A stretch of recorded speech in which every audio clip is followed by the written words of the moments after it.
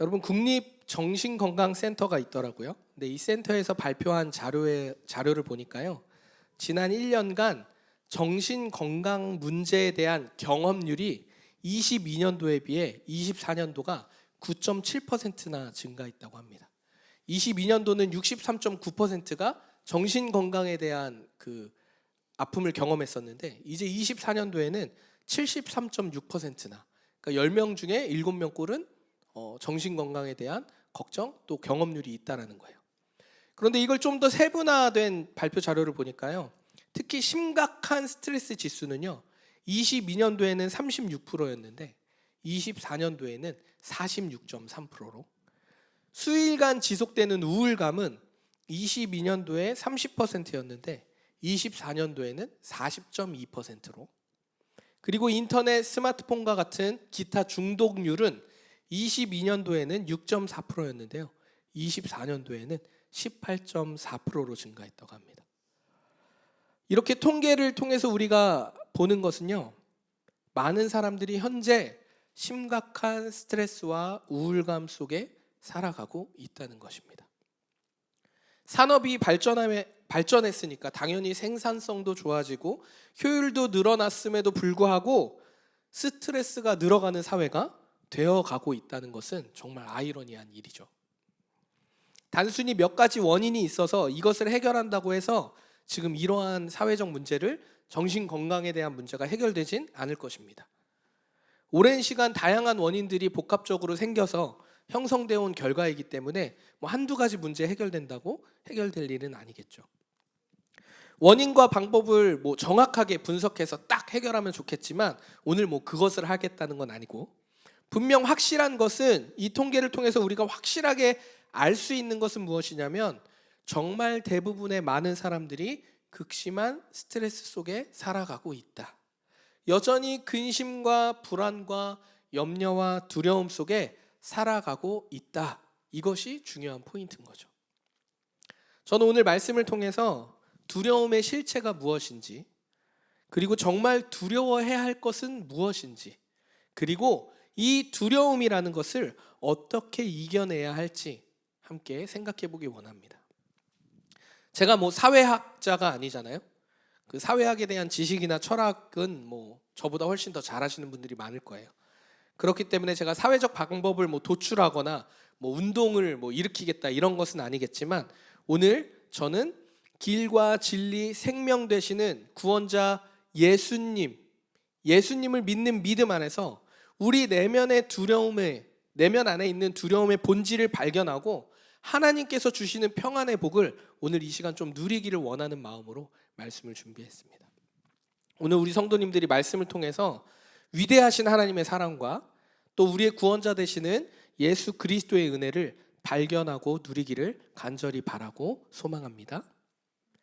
먼저 스스로에게 한번 물어봅시다. 질문해 봅니다. 나의 두려움, 근심, 걱정은 무엇입니까? 내 안에 있는 나의 두려움, 근심, 걱정은 무엇입니까? 그리고 조금 더 생각해 보십시오. 그 두려움의 실체는 무엇입니까? 왜 그 두려움이 생긴 것입니까?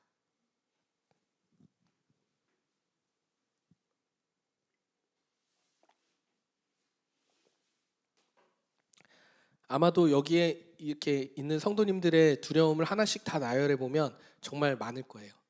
그런데 오늘 저마다의 두려움이 있겠지만 제가 크게 카테고리를 좀 3개로 정도로 나눠서 한번 그 두려움에 대해서 살펴보고자 합니다. 첫 번째 두려움은요, 죽음입니다. 생명이죠. 질병 혹은 사고 등 결국 내 생명이 끝날 것에 대한 두려움이 우리 내면 깊숙한 곳에 있습니다. 두 번째 두려움은요, 먹고 사는 것에 대한 두려움이에요. 사람이 살아가는데 필수적인 요소 3가지 뭐죠? 의식주라고 하죠. 이 의식주에 대한 걱정 때문에 우리는 두렵습니다. 그리고 3번째, 사람에 대한 두려움입니다. 함께 살아가야 한다는 건 너무 잘 알지만 혹시나 내가 상처받을까 봐, 배신당할까 하는 이 두려움이 우리 안에 있습니다.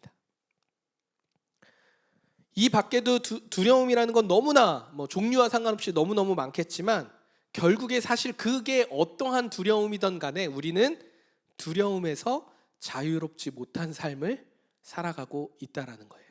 혹시 우리 중에 나는 두려움 따위 없습니다 하시는 분, 지율이 빼고 있나요? 지율이 해설이 빼고 있어요? 네.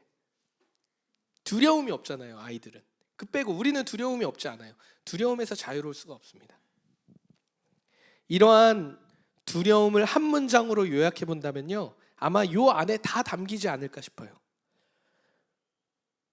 불행과 함께 삶의 질을 잃게 될까봐 하는 두려움, 불행해질까봐, 삶의 질이 떨어질까봐, 이 두려움 안에 우리가 가지고 있는 모든 두려움이 아마 다 담겨 있을 거예요. 그러니 우리 모두에게 있는 두려움이겠죠. 더 안타까운 것은요, 이 두려움을 해결할 방법이 나에게 없다는 거예요. 너무 안타까운 사실이죠. 이 사실을 알고 있는데 너무 답답하고 막막한 현실입니다. 이 두려움을 해결할 방법이 없으니까 더 빨라졌고 더 편리해진, 더 생산성이 좋아진 효율적인 이 세상 속을 살면서도 스트레스에서 헤어나올 수 없는 우리가 된 것입니다. 아마도 우리의 내면을 차분히 한번 돌아보면요, 알 수 있을 거예요. 내 스스로가 온전하게 완전하게 나를 통제해서 완벽에 가까운 삶을 살아낼 수 없다는 것을 내가 스스로 알 거예요. 해결하기 위해 노력하고 애쓰면서 인생을 살았지만 결국 나의 뜻대로 되는 일이 많지 않다는 것을 안다는 거예요, 내 스스로가. 이러한 사실이 다행이라 해야 할지 아니면 위로라고 해야 할지 모르겠지만, 두려움에 사로잡힌 이러한 우리들의 삶은 우리만의 이야기가 아니라는 거예요. 인류의 역사를 보면요, 늘 두려움의 연속이었어요. 마찬가지로 오늘 본문에 나타난 이스라엘 백성도 두려움으로 가득했다는 거예요. 우리가 의식주를 걱정하듯 자신들의 삶을 걱정하고 있다는 것입니다. 이제 곧 이스라엘 백성은요, 포로의 삶이 시작됩니다. 강대한 힘을 가진 바벨론이 이제 이스라엘을 정복할 것이기 때문이죠. 이사야 선지자를 통해서 곧 멸망할 것이라는 예언을 들었어요. 안 그래도 본인들 조상들의 삶을 또 보니까, 본인들의 역사를 보니 찢겨지고 갈라지고 엉망인 역사를, 그래서 분열을 해서 막 남유다 북이스라엘 다 나눠져서 막 진짜 콩가루 같은 그 역사를 가지고 있는데, 이제 그마저도 다 멸망할 것이라는 예언을 듣는다면 나라가 없어진대요. 여러분 마음이 어떻겠습니까? 두려움이 찾아오지 않겠습니까? 걱정과 근심과 한숨이 늘어날 것입니다. 내가 좀 노력해서 이 나라를 멸망하지 않게 하고 싶은데 나 혼자는 어떻게 할 수가 없는 상황이에요. 얼마나 두렵겠습니까? 이제 곧 포로로 잡혀갈 건데 포로의 삶은 상상할 수 없습니다. 그냥 할 수 있는 것은 그저 가슴 움켜쥐고 눈물만 흘리는 것. 아이고 할 수 있는 게 이것밖에 없어요. 이렇게 무기력한 이스라엘 백성들의 모습이 마치 이 시대를 살아가는 우리들의 삶과 비슷하지 않은가 생각해 본다는 것입니다. 정말 열심히 우리 살아가지만, 나름의 재미도 또 즐거움도 추구하며 살아가지만 그것으로 나의 완전한 만족, 평안, 기쁨을 누리지 못합니다. 때때로 폭풍같이 찾아오는 두려움을 이기지 못합니다. 도무지 해결될 것 같지 않은 이 현실의 문제들은 계속해서 우리에게 두려움으로 찾아온다는 거예요. 그러나 여러분들의 표정을 보니까 이제 이미 막 다 패배자야. 지금 이미 나라 잃었어. 지금 다 얼굴들 보니까 피곤해서 그런 거죠. 예. 그러나 사랑하는 우리 성도 여러분, 두려움으로 가득한 우리들에게 하나님께서는 위로의 말씀을 주십니다. 두려워하지 말라. 내가 너와 함께함이라. 놀라지 말라. 나는 내 하나님이 됨이라. 내가 너를 굳세게 하리라. 참으로 너를 도와주리라. 참으로 나의 의로운 오른손으로 너를 붙들리라. 아멘. 아멘. 이 약속의 말씀이 믿어지기를 그리스도의 이름으로 축복합니다. 더 놀라운 것은 무엇인지 아세요? 여러분, 우리가 지금 생각하고 있는 이 두려움에는요, 실체가 없다는 거예요. 당장에 일어난 일이 아니라는 것입니다. 일어날 것 같아서 두려운 거예요. 불행해질까봐, 삶의 질이 낮아질까봐, 내 인생에 후회만 남을까봐 하는 걱정과 근심에서 시작된 두려움이 대부분이라는 거예요. 이처럼 인간의 두려움의 시작은요, 현실을 본 다음에 생기는 게 아니에요. 내면의 불안과 스스로 컨트롤할 수 없는 이 현실 가운데 내 마음이 스스로 만들어낸 두려움이에요. 이런 큰 두려움 속에서 하나님 앞으로 나아온 여러분들은, 우리 성도님들은 복된 사람들이라는 거예요. 여러분, 두려움이 찾아왔다면 기뻐하십시오. 하나님의 일하심을 볼 수 있는 기회이기 때문입니다. 우리의 시선을 바꿔야 해요. 두려움이 찾아왔을 때 두려움을 보고 어떡하나 가슴 움켜쥐고 눈물만 흘릴 것이 아니라, 이 두려움 가운데 하나님은 어떻게 일하실까 하는 기대의 소망으로 바꿔야 한다는 거예요. 우리의 두려움의 실체를요, 하나씩 하나씩 따져보고 발견해 보면요, 실제 이 두려움을 이겨낼 수 있습니다. 지금부터 하나님의 말씀이 믿는 자에게 어떻게 큰 힘이 되고 어떻게 큰 능력이 되는지 한번 살펴보고자 합니다. 우리가 아까 살펴봤던 세 가지 두려움 있죠? 그것만 하나씩 하나씩 따져봐도 충분합니다. 첫 번째 두려움이 뭐였어요? 죽음, 생명이잖아요. 여러분, 우리가 어떻게 지음받았습니까? 하나님의 형상대로 지음받았어요. 하나님의 형상대로 지음받아서 하나님이 생기를 불어넣어 주셨습니다. 우리를 창조하신 분이 하나님이라는 거예요. 심지어 하나님을 거부한 우리들에게 내려진 저주가 있죠. 뭐예요? 그게 죽음이에요. 그런데 이 하나님께서 죽음을 맞이한 우리에게 직접 찾아오셨습니다. 그래서 죽음마저도 이기신 거예요. 오늘 이렇게 얘기합니다. 그러나 나의 종 너 이스라엘아, 내가 택한 야곱아, 나의 벗 아브라함의 자손아, 내가 땅 끝에서부터 너를 붙들며 땅 모퉁이에서부터 너를 부르고 내게 이르기를 너는 나의 종이라. 내가 너를 택하고 싫어하여 버리지 아니하였다 하였노라. 이스라엘의 역사를 보면요, 이스라엘이 스스로 한 것이 하나도 없어요. 하나님이 택하셨고요, 인도하셨고요, 구원하셨고요, 보호하셨어요. 이스라엘 백성이 한 건 하나도 없어요. 하나님이 심지어 그 이끌 리더조차도 하나님이 부르셨어요. 하나님이 택하셨다라는 거예요. 이사야 말씀을 보면요, 하나님은요 계속해서 내가 어떠한 존재인지 설명하고 계세요. 막 보여주고 싶어서 막 하나님이 안 달랐어. 야, 나는 너희를 애굽에서 구원하여 낸 여호와니라. 내가 어떤지 너네 모르겠어? 조상들에게서 못 들었어? 아버지 어머니한테 못 들었어? 두려워 마. 내가 누군지 알면 두려워할 이유가 없잖아. 이 얘기를 끊임없이 하고 있어요. 이사야 41장 오늘 본문이잖아요. 44장 6절 8절을 제가 우리말 성경으로 읽어드릴게요. 하나님이 너무 답답하셨나 봐. 이스라엘의 왕이요 이스라엘의 구세주이신 전능하신 여호와께서 이렇게 말씀하신다. 나는 처음이요 마지막이다. 나 밖에 다른 신이 없다. 도대체 누가 나와 같다는 것이냐? 있다면 나서서 한번 설명해봐라. 옛날에 내가 사람들을 세운 이래로 장차 일어날 일들을 내게 설명할 수 있는 자가 누구냐? 있다면 그 일을 미리 알려봐라. 너희는 떨지 말고 두려워하지 말라. 내가 옛적부터 이것을 말하고 설명해 주지 않았느냐? 너희가 내 증인이다. 나 말고 다른 신이 있느냐? 아니다. 다른 반석은 없다. 나는 아는 바가 없다. 할렐루야. 우리는 하나님의 소유라는 말이에요. 우리는 죽음을 두려워해야 할 것이 아니라 내가 하나님의 소유임을 깨닫지 못하는 것을 두려워해야 해요. 하나님을 알지 못하는 것을 두려워해야 해요. 두려움이 있다고 이 두려움을 가지고 두려워해야 될 것이 아니라는 것입니다. 하나님의 소유인데, 하나님이 나를 지으셨는데 우린 무엇을 두려워하고 있냐는 것이죠.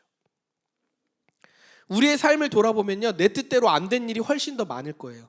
여러분, 내 뜻대로 된 일이 더 많다 손 나 좀 알려줘요. 나 좀 배우고 싶어. 내 뜻대로 안 된 일이 훨씬 많아요.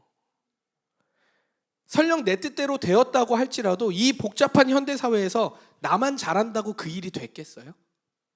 사업을 하나 해도요, 요즘 혼자 1인으로 해서 성공한 사람들이 있나요? 뭐 있겠지. 근데 난 잘 모르겠어. 혼자서 결코 할 수 없어요. 하나님의 택하심과 도우심과 인도하심이 없으면요, 우리의 삶은요, 그 어떠한 성공, 어떠한 평안, 어떠한 기쁨, 감사도 아무 의미가 없다는 거예요. 우리가 하나님의 소유임을 기억하는 우리 모두가 되기를 그리스도의 이름으로 축복합니다. 우리가 두려운 두 번째가 뭐였죠? 먹고 사는 것. 자, 이것도 한번 따져봅시다. 온 우주 만물의 창조자가 누구세요? 당연히 하나님이잖아요. 우리가 반찬으로 먹는 땅의 소산물도 이건 또 하나님이 창조하셨어요. 걸음도 하나님이 창조하셨고 땅도 하나님이 창조하셨어요. 자연의 질서가 있다는 것은요, 초등학생도 알고 있습니다. 하나님의 섭리와 뜻에 따라 이 땅을 다스릴 의무가 우리 하나님의 형상을 닮은 우리에게 주어져 있었어요. 그런데 우리는 그 의무를 다하지 못했습니다. 다스리라 하셨는데 다스림을 넘어서 뭘 했어요? 보암직도 하고 먹음직도 하다 하여서 욕심과 탐욕으로 물들었습니다. 그래서 하나님을 사랑하면서 하나님과 함께 사는 법을 포기했어요. 스스로. 왜? 내가 더 많이 갖고 싶어서. 내가 하나님처럼 마음대로 내 뜻대로 하고 싶어서. 생존하기 위해서 이제는 내 것 챙기기 바빠진 거예요. 하나님과 함께 사랑하는 법을, 살아가는 법을 잊어버렸으니까, 포기했으니까. 이제는 생존해야 돼요. 하나님이 창조하신 창조의 질서 세계 안에 나도 그 피조물 중에 하나인데 내가 이제 거기서 생존해야 돼요. 빌어먹고 살아야 되는 겁니다. 내가 하나님처럼 되고 싶어서 스스로 신이 되려는 우리의 태도가 우리의 일상의 기본값이 되었습니다. 먹고 사는 문제가 하나님께 달려 있습니다. 하나님의 소유된 우리는 하나님 안에 거할 때 비로소 살 수 있다는 거예요. 하늘에 나는 새도 먹이시는 하나님께서는 하나님의 형상대로 지음받은 우리를 결코 그냥 내버려 두지 않으신다는 거예요. 믿으십니까? 아멘. 마지막 우리의 두려움이 있었어요. 세 번째 뭐였죠? 사람에 대한 두려움. 우리의 삶에서 공허함과 외로움이 찾아오는 이유가 무엇이겠습니까? 사랑받지 못할까 봐. 나라는 존재가 많은 사람들에게 유익이 안 될까 봐. 필요 없는 존재일까 봐. 또는 친하게 아무리 친한 사람이라도 배신당할까 두려워합니다. 심지어 사랑해서 결혼한 부부라도 공허와 외로움을 경험합니다. 물론 예찬 수정은 그런 게 없을 거예요. 그렇죠? 공허 외로움 같은 거 모르잖아요, 지금. 그렇죠? 예찬 나는 전혀 처음 들어보는 얘기라고. 그런데 아무리 사랑하는 부부라고 할지라도 서로 완전한 사랑을 이룰 수 없습니다. 내가 막 더 사랑하고 아내가 더 사랑해주고 그래서 완전한 사랑 같아 보여도 그곳에 하나님이 안 계시면 완전한 사랑이 될 수 없습니다. 이것뿐이겠어요? 나의 약함과 부족함을 다른 사람들에게 들킬까가 두려워요. 그래서 뭐 합니까? 척척척. 강한 척, 있는 척, 잘난 척. 우리 척척척 잘하잖아요. 아닌 척. 우리가 믿는 하나님은요, 어떠한 분인지 사실 다 설명하지 않아도 여러분이 가장 잘 아실 거예요. 하나님께서 강한 자를 들어 사용하셨습니까? 애굽의 노예로 살던 이스라엘을 택하셨어요. 400년간 노예로 살던.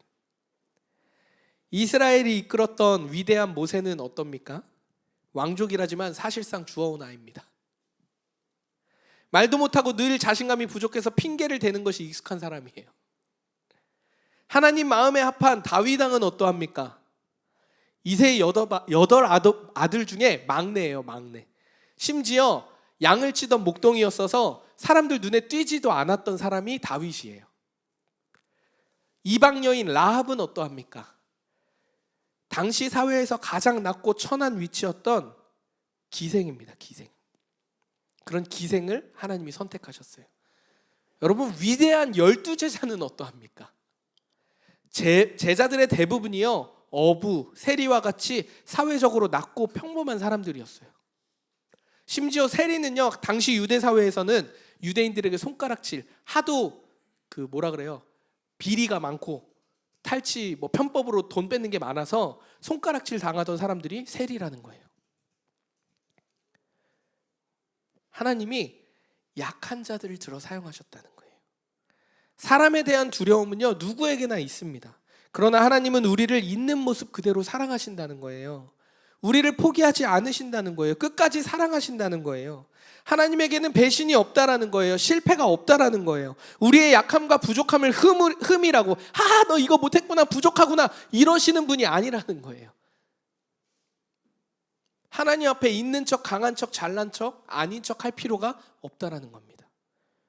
오히려 우리의 약함을, 우리의 흠을, 우리의 부족함을, 우리의 연약함을 강함으로 바꾸어서 하나님의 사람으로 세우십니다. 이것이 하나님의 일하심의 방법이에요. 그러할 때 강한 사람은 약한 사람이 하나님의 능력으로 일어서는 것을 보게 될 거고, 약한 사람은 하나님이 나를 통해 일하시는구나 라는 것을 보게 되는 거예요. 이게 하나님의 일하심의 방법이었어요. 사람을 두려워할 이유가 있습니까? 없습니다. 하나님의 오늘 이 약속의 말씀들이 믿어지기를 그리스도의 이름으로 축복합니다. 우리의 두려움은 무엇입니까? 모든 것 위에 가장 뛰어나신 주님이 우리의 아버지가 되시는데 우리의 두려움은 무엇입니까? 모든 것을 가능케 하시고 모든 것을 다 주시겠다 말씀하시는 분이 우리 아버지 되시는데 무엇이 두려우십니까? 이 믿음의 고백이 있음에도 불구하고 우리는 오늘 문 밖을 열고 딱 나가면요, 다시 두려움이 찾아올 거예요. 현실적 두려움, 이미 일어나지도 않은 두려움들. 그럴 때 우리는 어떻게 해야 될까요?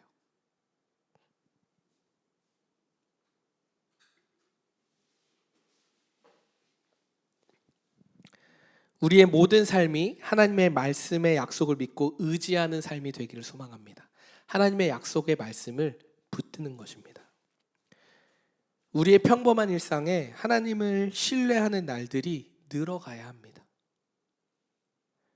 말씀이 내 삶에 경험되어지는 날들이 날마다 늘어가야 돼요.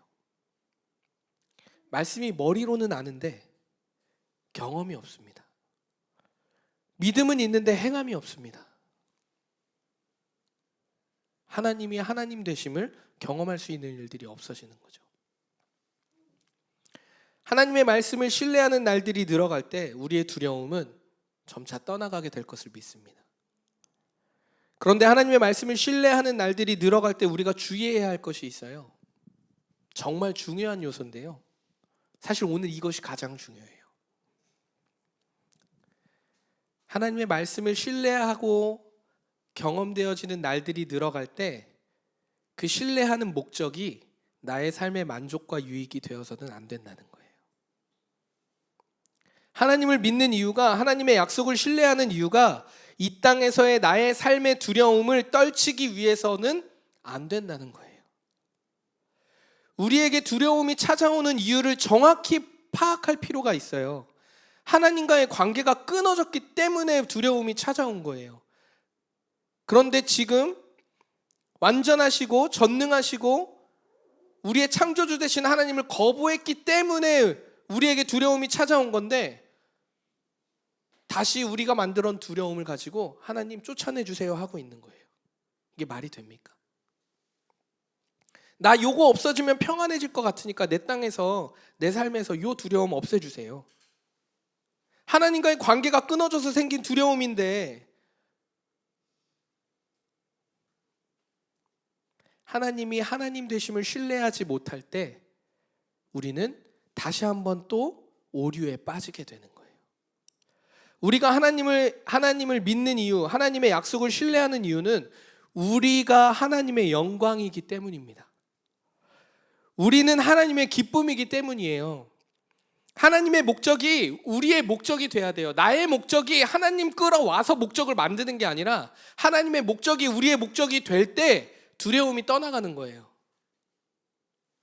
그것을 위해 우리는 하나님을 신뢰하고 말씀을 의지하며 살아가는 날들이 늘어가는 것입니다. 온 우주 만물을 창조하신 분이 고작 피조세계의 문제들을 가지고 우리랑 씨름하시겠어요? 내가 이거 힘들어요, 저거 힘들어요, 하나님 이거 두렵고 저거 두렵고 라고 얘기할 때 하나님이 다 만드신 것인데 그거 가지고 하나님이 우리랑 씨름하시겠냐고요. 결코 그렇지 않다라는 거예요. 씨름은요, 내가 하고 있는 거예요.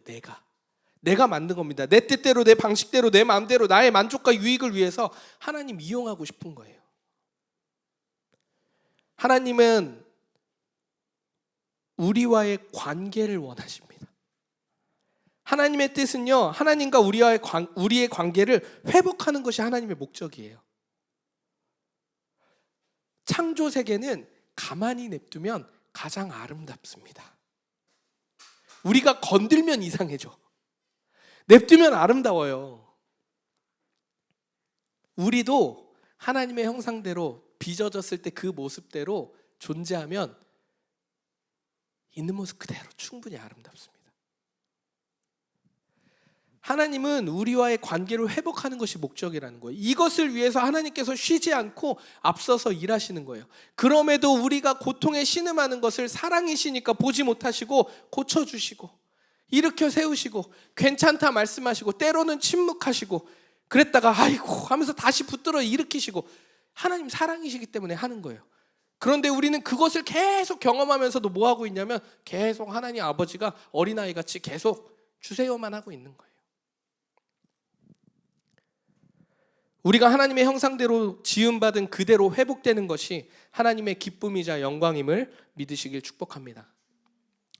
그런데 우리가 하나님의 약속을 의지하고 믿고 따른다는 이유가 고작 이 땅에서의 두려움을 쫓기 위함이라면 하나님은 어떡하시겠어요? 하나님이 생명을 주신 분에게 죽음이 두렵다고 이용하려 든다면 하나님이 어떠하시겠습니까? 피조 세계를 창조하신 분에게 나의 먹고 사는 문제로 이용하려고 한다면 어떠하시겠습니까?